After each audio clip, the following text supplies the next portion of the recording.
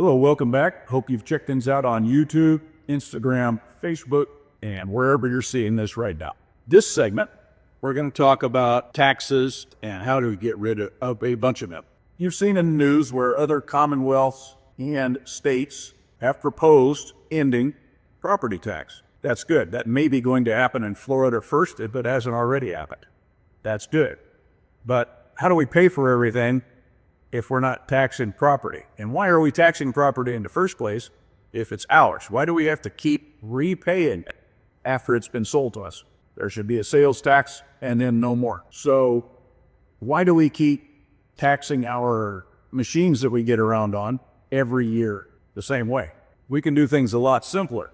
So what happens is bureaucrats, people who make careers of public service, so to speak, that they call themselves public employees, not public servants. We need to get back to the servant part and understand that we need to be humbled and understand that it's all about serving the residents of California, the citizens of America, and our guests. And if you're not here illegally, you're not a guest. But those who are here legally and are neither a resident of California nor a citizen of America, as long as you're here legally, we're here to help you. We want to make it a good visit and get you to come back also. So thank you. What I would like to do is all of these different ways of collecting that police have, that courts have, that DMV has, and so forth, I want to change all of that entirely. You may know that currently 1/3 of the money that you pay to do with your car goes to the retirement fund for the judges who are deciding whether you're guilty of a traffic violation or not. Talk about a conflict of interest. Well, that isn't going to be happening anymore if Braveheart is governor. 1/3 of it goes to the policing group that started the process. So highway patrol out there, tan and blue revenue crew, those STOs, they're going to be replaced. And the final third of it goes to the bureaucratic area of where it was issued. So if that was issued in Los Angeles County, that's who's going to get 1/3 of what you pay. Santa Clara County, Tuolumne County, Stanislaus, wherever you are, it's going to go to them. So they have a conflict of interest and they make a huge amount off of us on a regular basis, while a bunch of charities go unfunded or underfunded. So here's what I like to do. Take all the incentive away from them to find ways of taking money from us, and all of those same fines, if they're going to leave those amounts in place or change the amounts, all of those same fines can go to a legitimate, registered, recognized, approved charity in California or nationwide of the offender's choice.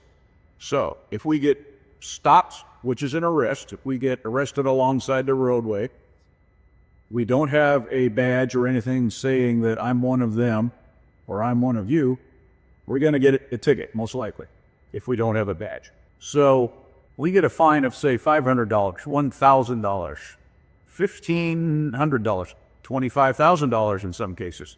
That fine money is still going to happen until we change those gluttonous amounts. But you are going to choose which charity receives it, whether that's ACLU, NRA, whoever, Widows and Orphans, Salvation Army, ADL, Anti-Defamation League, UCLJ, whoever you want it to go to, that's who it's going to go to. Therefore, all of the financial incentive for revenue generation by that system is going to go away. If you think about it, if you give it serious thought, compare that to a mafia, your typical mafia that you know about. Typical mafia is a lot less glamorous than what you see Hollywood put out. But what they have is what's called protection money. If you set up shop somewhere, wherever you set it up that the mafia operates, they're going to come by and make collections of what they call protection money. This started as a legitimate thing in Italy a long time ago by Cosa Nostra. They were freedom fighters and defenders and guerrillas against actual bad guys that were there in their country. After that, threat was over. After that menace had gone away, They had no jobs, so they continued to do that. They would go around to shopkeepers and smiths and so forth and tell them, you need to pay us a little money for security. So when they wouldn't pay, if they said, well, it's all over with, the Cosa Nostra would come back and destroy the property or hurt the people or both. Well, what we had now is in traffic, which is easy targets, we have highwaymen coming along and demanding protection money. If that sticker's not on your plate, that means you haven't paid protection money. So how are we going to do that? We got to pay for things. Well, the way we do that is we register that car once, whatever machine it is, whichever machine you're using. We register it once, and then as it's operated, the expenses are taken out of the operating expenses. So the expenses for maintaining and expanding and improving and adding roadways comes out of your use of it, not just having it in your ownership. There's not going to be any more non-operation charges that they charge you. If you're not going to use it, they're still charging you. Well, that's going to go away. And all the financial incentives and constitutional violations when we're out in our cars that the various policemen's costumes of highwaymen use to generate revenue for their 1/3 and the other 1/3 and the other 1/3, that's going to go away. And the incentive is going to be that now the government doesn't have to fund charities because the violators are. So doesn't that sound good? When you're in your car, you're going to experience full constitutional rights to privacy against unreasonable searches and so forth. All of the amendments that are in the Bill of Rights, each of the articles is also going to apply to your time in a car. They have gotten away with that by coming up with a vehicle exception where the policeman or agent or whoever's dealing with you can and does escalate the situation until they can reasonably articulate suspicion that you're up to something wrong. And then they will search your car. They will tear your car apart and they will leave the parts there on the roadside for you to pick up. And if they find nothing, they'll just leave you there. So a vehicle exception is going to go away. The incentive to take money from us in our machines as we travel privately on certificates is going to go away. And charities are going to be well funded, so long as they are legitimate.